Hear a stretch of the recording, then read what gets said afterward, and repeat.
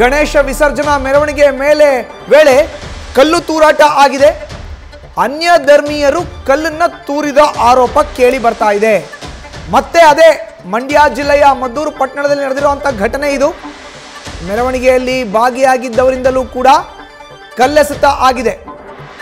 ಕಳೆದ ಬಾರಿ ಕೂಡ ಮಂಡ್ಯ ಜಿಲ್ಲೆ ಇದರಲ್ಲೇ ಸದ್ದು ಮಾಡಿತ್ತು. ಈಗ ಮತ್ತೊಮ್ಮೆ ಮಂಡ್ಯ ಜಿಲ್ಲೆಯ ಮದ್ದೂರು ಪಟ್ಟಣ ಈ ಬಾರಿ ಸ್ಥಳದಲ್ಲಿ ಕೆಲ ಹೊತ್ತು ಉದ್ವಿಗ್ನ ಪರಿಸ್ಥಿತಿ ಕೂಡ ನಿರ್ಮಾಣ ಆಗಿತ್ತು. ಮೆರವಣಿಗೆಯಲ್ಲಿ ಭಾಗಿಯಾಗಿದ್ದವರು ಕೂಡ ಕಲ್ಲನ್ನ ಎಸೆದಿದ್ದಾರೆ. ಸದ್ಯ ಪರಿಸ್ಥಿತಿ ಹತೋಟಿಗೆ ತಂದುಕೊಂಡಿದ್ದಾರೆ ಪೊಲೀಸರು. ನೋಡ್ತಾ ಇದ್ದೀವಿ ದೃಶ್ಯಾವಳಿಗಳಲ್ಲಿ. ಇದು ಮಂಡ್ಯದ ಮದ್ದೂರು ಪಟ್ಟಣದಲ್ಲಿ ಗಣೇಶ ವಿಸರ್ಜನಾ ವೇಳೆ ಆಗಿರೋ ಅಂತಹ ಗಲಾಟೆ. ಅನ್ಯ ಧರ್ಮೀಯರು ಗಣೇಶ ವಿಸರ್ಜನಾ ಮೆರವಣಿಗೆಯ ಸಂದರ್ಭದಲ್ಲಿ ಕಲ್ಲನ್ನು ತೂರಿದ್ದಾರೆ ಅನ್ನೋ ಆರೋಪ ಇದು. ಈತ ಮೆರವಣಿಗೆಯಲ್ಲಿ ಭಾಗಿಯಾಗಿದ್ದಂಥವರು ಕೂಡ ಕಲ್ಲನ್ನು ತೂರಿದ್ದಾರೆ, ಕಲ್ಲೆಸೆದಿದ್ದಾರೆ. ಸ್ಥಳದಲ್ಲಿ ಕೆಲ ಹೊತ್ತು ಉದ್ವಿಗ್ನ ವಾತಾವರಣ ನಿರ್ಮಾಣ ಆಗಿತ್ತು. ಮದ್ದೂರಿನ ಚೆನ್ನೇಗೌಡ ಬಡಾವಣೆಯಲ್ಲಿ ಪ್ರತಿಷ್ಠಾಪನೆ ಮಾಡಿದ್ದಂಥ ಗಣೇಶ ಮೂರ್ತಿ, ಗಣೇಶನನ್ನು ವಿಸರ್ಜನೆ ಮಾಡೋಕ್ಕೆ ಹೋಗ್ತಾ ಇದ್ದಂಥ ಮೆರವಣಿಗೆ ವೇಳೆ ಅನ್ಯ ಧರ್ಮೀಯರು ಕಲ್ಲು ತೂರಿರೋ ಅಂತ ಆರೋಪ ಇದು. ಪ್ರತಿಯಾಗಿ ಮೆರವಣಿಗೆಯಲ್ಲಿ ಭಾಗಿಯಾಗಿದ್ದವರು ಕೂಡ ಕಲ್ಲನ್ನು ಎಸೆದಿದ್ದಾರೆ. 10 ರಿಂದ 15 ನಿಮಿಷಗಳ ಕಾಲ ಆತಂಕದ ವಾತಾವರಣ ಅಲ್ಲಿತ್ತು.